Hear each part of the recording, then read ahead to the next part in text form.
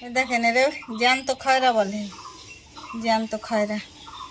এই খয়রা মাছ দিয়ে দেখি কি দিয়ে রান্না করা যায়, দেখাই দেবো।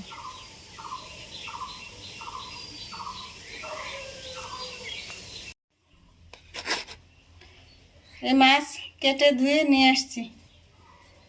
লবণ হলুদ মাখাবো, লবণ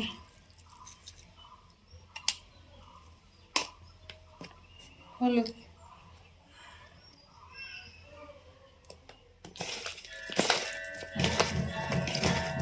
এই যে কুমড়োর ডগা, কুমড়োর ডগা দিয়ে আর খয়রা মাছ দিয়ে হবে, ঝোল হবে।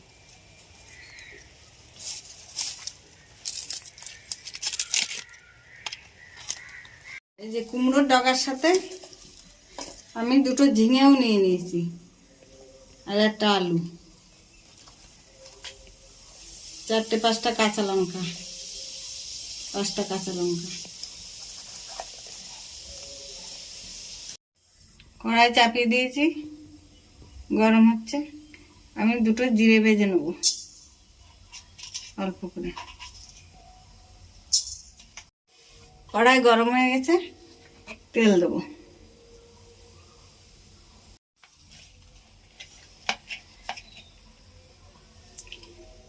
তেল গরম হয়ে গেছে, মাছ ভাজছি।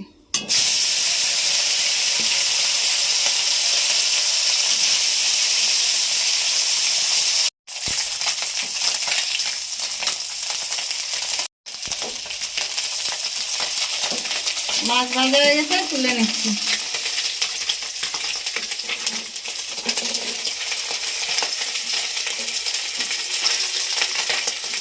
তেলে আমি আর অল্প একটু তেল দেবো।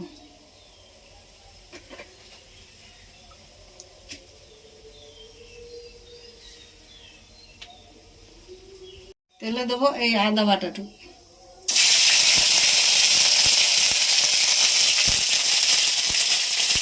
এবার এই তরকারিগুলো দিয়ে দিচ্ছি।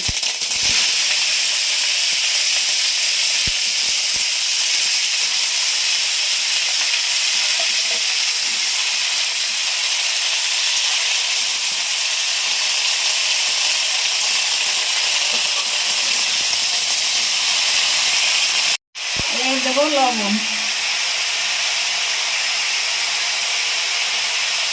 দেবো হলুদ, এবার দেবো জল।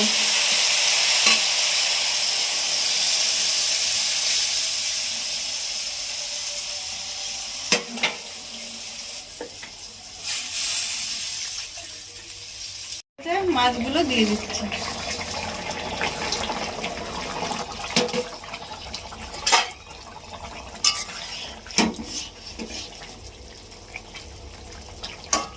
ভাজা জিরে আর লঙ্কা, কাঁচা লঙ্কা জলেতে তুলে বেটে দিচ্ছি। এবার দিয়ে দিচ্ছি এটা।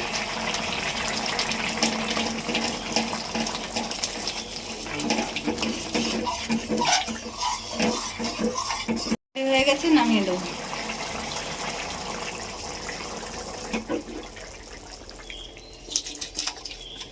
এইভাবে কুমড়ো শাকের ডগা দিয়ে, ঝিঙে দিয়ে, আলু দিয়ে, খয়রা মাছ দিয়ে, জ্যান্ত খয়রা ঝোল করে খেয়ে জানাবেন কেমন হলো। ঝিঙে না থাকলে শুধু কুমড়োর ডগা দিয়ে করলেও হবে।